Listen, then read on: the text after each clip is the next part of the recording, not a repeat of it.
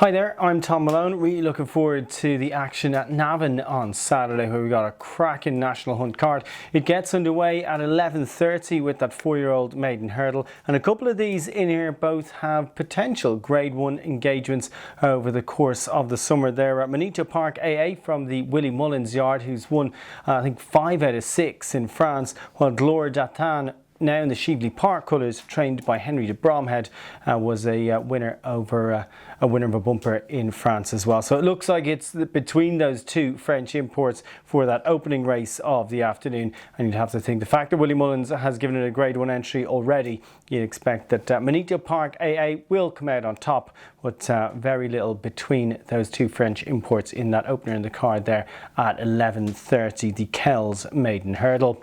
The second race of the day gets underway at noon. It's Division 1 of the Hotel Park St. Johann Tyrol, Austria maiden hurdle. And well, just like the look here of Manila Escape, a 100,000 euro purchase, winner of a point-to-point at Bell Harbour when last seen. Looks like that's the one to be with. But the stablemate is a fascinating entrant as well. That's Calcas, Derek O'Connor on board. That one cost 210,000 at the sale. So maybe I don't think he'll quite put it up to the favourite, who of course came down on hurdling debut and looking to have the race at his mercy. But Manila Escape looks like the likeliest winner of the second race of the card there at noon. In Division 2 of that contest, going to post at 12:33, looks to be between Forged in Fire and Clondaw Secret. Clondaw Secret, obviously a point-to-point winner, since sold for 135,000. But Forged in Fire, really impressive winner at Leopardstown last year at Christmas. Beat the likes of subsequent Cheltenham bumper winner Fernie Hollow.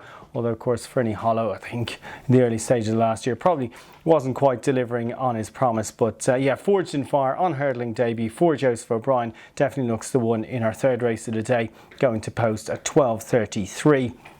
We've got a handicap hurdle at 8 minutes past 1. It's the Ecom Merchant Solutions handicap hurdle over 3 miles. And frankly, most of these look like their target or staying chases, or possibly Grand National or the Irish Grand National in time. So it's just to try and filter through who the tutors and who the hurdlers are. Two that stand out, though, Relegate, of course, I think finished with 6th in the Pretemps final last year, was disappointing in a much better race than this at Haydock last time out. But Colin Murphy hasn't actually had a winner since he took out his licence once again, so he'll be looking to get one on the board. Of course, former Cheltenham champion bumper winner Relegate can do that. Biggest danger to her looks to be the Boss's Oscar, who is about 5th in the Martin Pipe and wasn't beaten too far was a winner last time. I was actually unpenalised for that win at Thurles, so he looks like they could have scoped in his mark though of 137, like I say, unpenalised for that win last time out. But I think the Boss's Oscar and Relegate, the two that stand out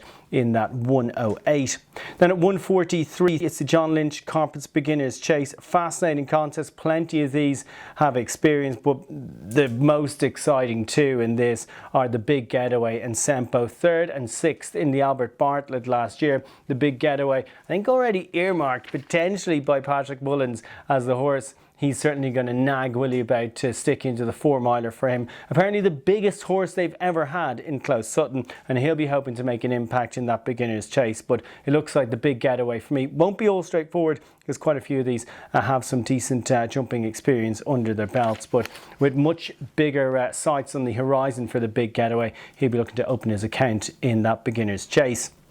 Then at 2:18, it's the Clarence Davis Grade 3 contest. Just the 3 go to post here, and Gordon Elliott has a really good record in this race, and you think you continue that with Andy Dufresne, who was a ready winner here last year as well. Really nice debut over fences for Andy Dufresne, of course, that expensive purchase by JP McManus last year. But he looks a real chaser, really taking performance, like I say, at Wexford last time out, and you would think he will continue his run over fences, taking this one. Just an unfortunately small field there in the Clarence Davis Novices Chase at 2:18.